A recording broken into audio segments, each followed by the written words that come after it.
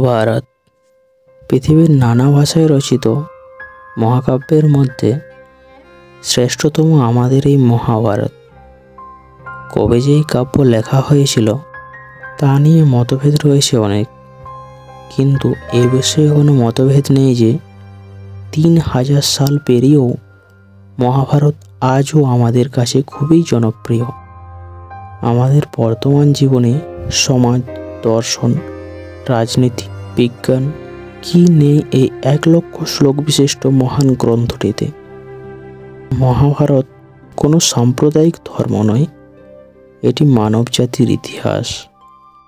আক্ষেপের বিষয় এই যে আজ সংকীর্ণ ধুলো পড়ে আমাদের জীবন থেকে ধীরে ধীরে দূরে সরে যাচ্ছে আমাদের এই পূর্বজদের দান, এই অমূল্য সম্পদ। তাই ধুলো ছেড়ে একটু ফিরে দেখার চেষ্টায় শ্রুতিরূপে শুরু হচ্ছে এই মহাভারত। আশা করি আমার এই ছোট্ট প্রয়াস আপনাদের প্রিয়তা লাভ করবে।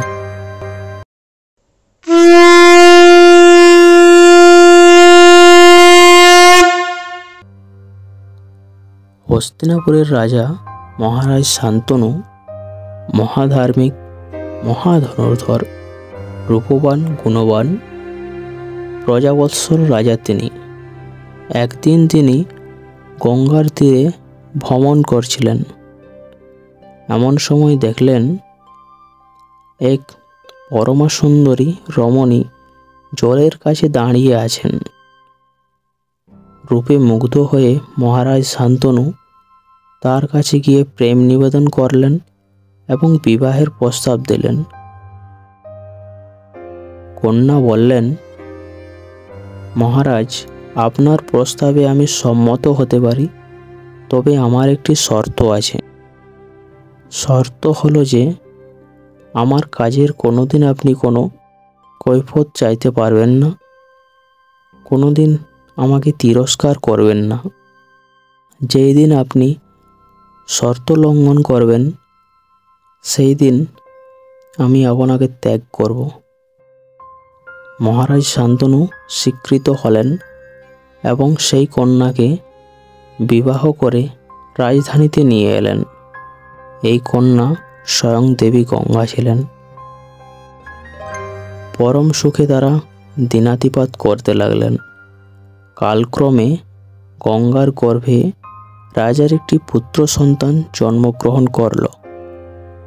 গঙ্গা নবজাত শিশুটিকে নদীতে বিসর্জন দিয়ে এলেন। মহারাজ জানলেন, কিন্তু বাক্যবদ্ধ কিছু বলার উপায় নেই। প্রশ্ন করলেই তিনি পরিত্যাগ করবেন।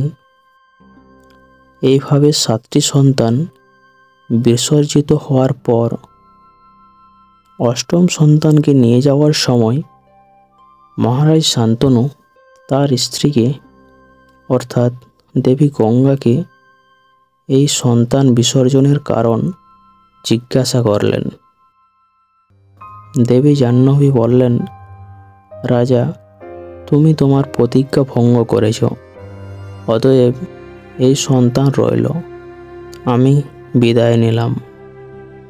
রাজা কাতর হয়ে অনেক কাকুতি মিনতি করলেন, কিন্তু কিছুতেই কিছু হলো না। গঙ্গা চলে গেলেন। মহারাজ শান্তনু এই সন্তানেই মহাভারতের শ্রেষ্ঠ চরিত্র বিশ্বদেব দেবব্রত যথাকালে যুবরাজ অভিষেক হলেন। গঙ্গার শোকে কাতর নৃপতি যমুনার তীরে গেলেন মৃগয়ায়। অপূর্ব এক সুগন্ধ তাকে আকৃষ্ট করল। সেই সুগন্ধের উৎস অনুসন্ধান করতে করতে দেখতে পেলেন অপূর্ব এক কন্যাকে। তাকে অনুসরণ করে তিনি উপস্থিত হলেন এক ধীবরের কুটিরে। রাজাকে দেখে ধীবর শস্যবস্ত হয়ে করজোড়ে উঠে দাঁড়াল। শান্তনু ধীবরের কাছে তার কন্যাকে প্রার্থনা করলেন। বললেন, তোমার কন্যা আমাকে দান করো। মৎস্যজীবী ধীবর এই প্রত্যাশিত সৌভাগ্য নির্বাক হয়ে গেলেন। তারপর বলল, মহারাজ, এ আমার জন্ম জন্মান্তরের সৌভাগ্য, কিন্তু যদি অভয় দেন তবে একটি প্রার্থনা আছে। তো বন্ধুগণ, আজ এই পর্যন্তই। বাকি অংশটি শুনতে পরের ভিডিওতে যান।